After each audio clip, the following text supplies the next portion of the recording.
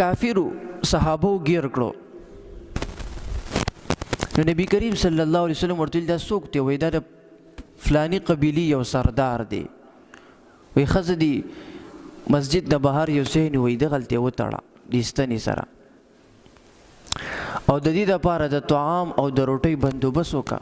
حالانکې کافر یې ګیر کړی دی، دشمن دی. نو کله چې هغه وتړلو نو سهار ټایم کې نبی کریم صلی الله علیه وسلم راووتو چې وکتل هغه یهودي چې کوم سردار و هغې ګیر کړی نو هغې ته ویل چې څنګه محسوس کې؟ نو نبی کریم صلی الله علیه وسلم ته وفرمایل چې زه خو ستاسو ګرفت کې یم یا خو مې قتل کا، ولې چې زه خو ستاسو ګرفت کې یم تاسو نیولې او یا را سره یو احسان وکړه د خپل قبیلې سردار یم او که زه تاسو مړ کړم نو زما قبیلې کې نور کسان دي نو بیا به ډېر جنګ جوړ شي. او درېیمه خبره یې ورته دا وکړه زه به تاله ډېر زیاتې پیسې درکړم چې څومره پیسې ستا په کار زه به درله درکړم ما آزاد کا. نبی کریم صلی الله علیه وسلم ورته هېڅ ونه ویل بس صحیح ده. سبا بیا نبی کریم صلی الله علیه وسلم ته تپوس وکړو چې څنګه چل دی څنګه محسوس کوې؟ ما هغه شانې خبرې وکړې چې ما پرېږده دا به ته ما سره ډېر لوی احسان وکړې. بس بیا په درېیمه ورځ نبی کریم صلی الله علیه وسلم بیا رالی بیا یې ته تپوس وکړو چې څنګه محسوس کې؟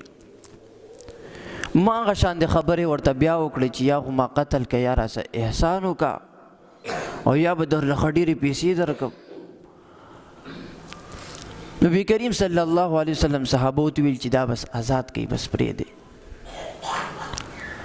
نو هغه کس یهودي چې کوم د خپل قبیلې سردار ولاړو یو باغ ته لاړو نو هلته یې ولمبل او بیا نبی کریم صلی الله علیه وسلم دوباره رالی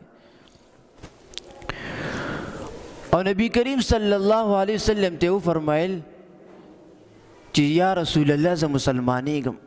خلکو دې تپوس وکړو نو دا 2 ورځې دا 3 ورځې مشقت دې ولې تېر کړو خو په اوله ورځ به مسلمان شوی وی که نه؟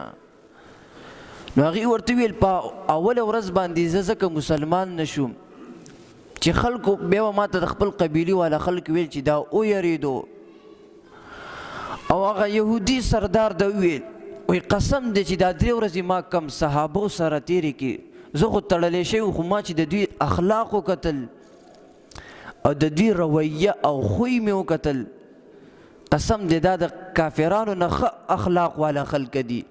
وایي زه مجبوره شوم نبی کریم صلی الله علیه وسلم نه رالم چې ما ته کلمه ووایه زه مسلمانېږم. نبی کریم صلی الله علیه وسلم ډېر نرم مزاج والو او یو اخلاق والو یو عجیبه اخلاق